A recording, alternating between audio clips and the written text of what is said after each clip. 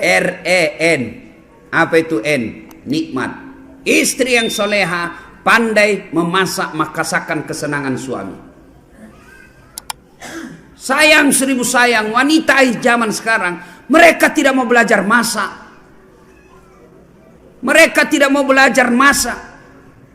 Perempuan-perempuan dulu ketika mau menikah dipanggil sama calon mertuanya, nak sini kau nak, itu calon suamimu, anak saya dia paling senang sayur kangkung. Besok dia marah, nih begini caranya, ini yang kau bikinkan, ini maksakan kesenangan anak saya. Dan itu memang ibu-ibu dulu itu dia tahu semua masakan kesenangan anaknya. Ibu saya itu di kampung, dia bisa bedakan itu. Oh, kalau anak saya yang pertama itu ini dia senang, itu anak saya yang ini dia senang ini. Dia tahu semua masakan kesenangan. Maka istri yang baik, maka dia tahu masakan kesenangan suaminya. Tidak bisa tiap hari, ya sudahlah sekali sebulan. Ketika kau sudah terima honornya suamimu, kau masaklah yang dia senang suamimu. Telepon suamimu, bang, jangan makan di luar, saya masak spesial hari ini buat abangku sayang. Itu kan enak. Kita mau pulang tiba-tiba masuk WhatsApp, bang, jangan makan di luar ya bang, hari ini saya masak spesial buat abangku. Sebut aja mau makan apa hari ini, tenangkan perasaan. Dan itu laki-laki bu, kalau kau SMS begitu, dia kasih lihat sama temannya di kantor, lihat istriku, istri yang soleha. Iya kan pak? Tapi apa bapak pernah di WhatsApp seperti itu? Paling di WhatsAppnya, jangan lupa singgah telur bang. Si baik kalau telur, ini pembalut disuruh kita beli pak. Apa ketawa membayangkan diri sendiri? Bu, sekarang tapi sayang wanita sekarang, mereka lebih senang baca-baca kosmetik ya daripada resep membahagiakan suami. Dan kita juga pak, kalau istri di rumah masak, hargai masakan suami istri. Nah, itu istri paling emosi kalau dia sudah masak serius lalu bapak tidak kasih pujian. Membahagiakan istri itu memuji masakannya. Bahkan dari semua jenis bohong, satu bohong yang boleh bahkan berpahala ketika bapak bohong. Apa? Bohongnya seorang suami untuk membahagiakan istrinya. Boleh. Contoh, tiba-tiba istri kita hijrah, bertobat, lalu dia baca ceramah, nonton ceramah Ustadz Dasat. Salah satu kewajiban istri memasak masakan kesenangan suami. Kalau dia pergi lama masak, dia naik gojek lah pergi pasar.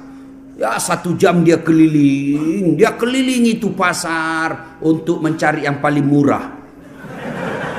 Perempuan kan begitu pak, hobinya nawar. Beda 5.000 dia keliling pasar itu.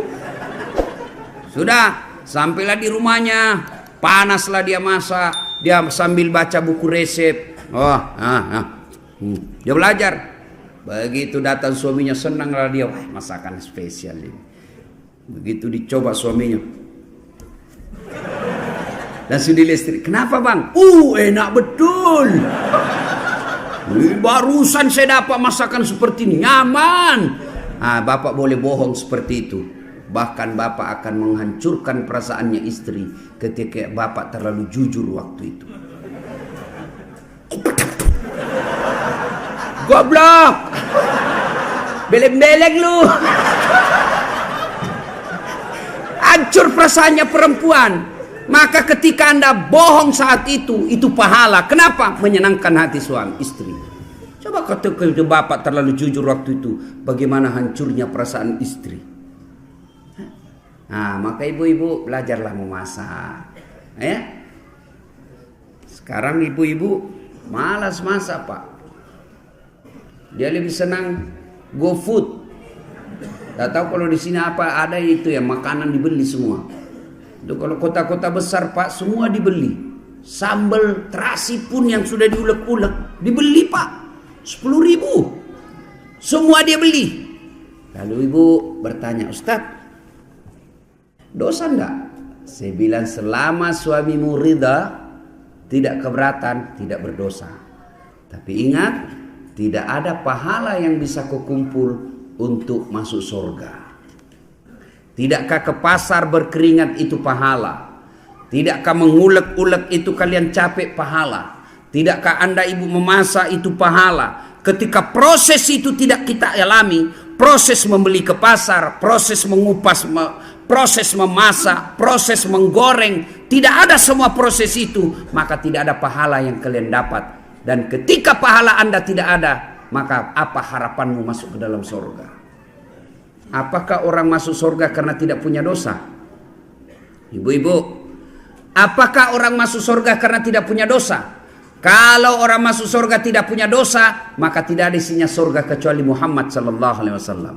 Hanya satu manusia yang tidak punya dosa, dialah baginda kita Muhammad sallallahu alaihi wasallam. Kalau kita ini muka-muka penuh dosa semua ini, Pak. Lalu kenapa orang bisa masuk surga? Ketika ditimbang pahalamu dengan keburukanmu, timbang punya timbang, ternyata lebih banyak pahala kebaikanmu daripada dosamu, akhirnya kau masuk surga. Itu sebabnya. Maka ibu-ibu, memasak adalah pahala. Maka mulai besok masaklah. Apa hebatnya kalau ibu memasak? Apa hebatnya kalau ibu-ibu memasak di rumah? Satu, jelas halalnya. Ibu masak jelas halalnya.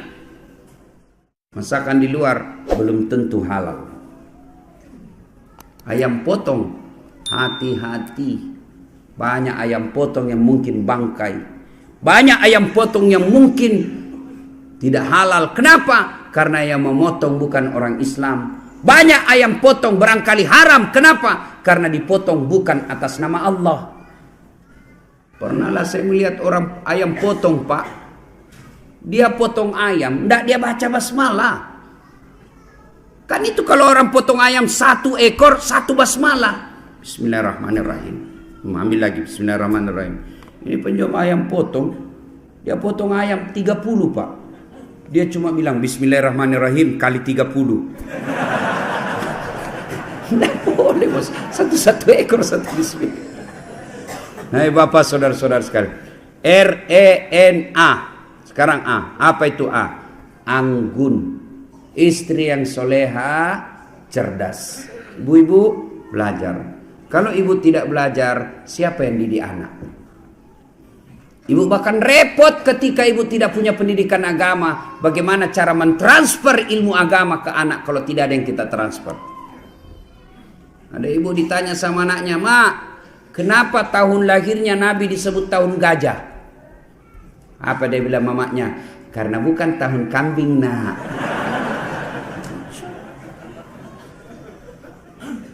Ilmu ibu untuk mendidik anak. Maka ibu-ibu sekolah kuliah tinggi-tinggi sebenarnya bukan sekedar untuk cari kerja. Ibu-ibu jadi dokter, jadi sarjana, jadi magister, bukan sekedarnya untuk status sosial semata, bukan untuk mempermudah dapat kerja, tapi yang lebih utama ilmu yang ibu dapat di kampus, ilmu yang ibu dapat di uni perkuliahan, tujuannya apa? Untuk mendidik anak-anak di rumah. Jangan lagi berkata, wah rugi saya sekolah tinggi-tinggi tidak jadi pegawai. Tidak ada ruginya menuntut ilmu. Ilmu yang kita dapatkan di bangku kuliah, insya Allah kita akan tiriskan ke anak-anak kita. Harus belajar. Ibu juga kalau tidak belajar, dibodoh-bodohi sama suami. Suaminya alasan rapat, ternyata pergi merapat. Itu kalau ibu beleng-beleng. Yang kelima, istri yang soleha punya sifat H. Apa itu H?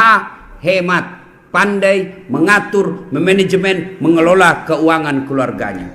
Karena berapa banyak laki-laki akhirnya berurusan dengan aparat hukum dan dihina dan dipermalukan masuk penjara gara-gara apa?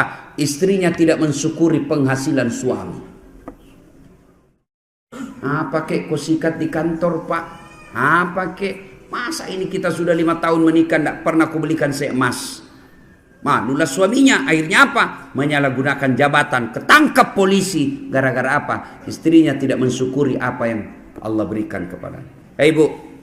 Ibu, dengar ini. Semua laki-laki ingin membahagiakan istri.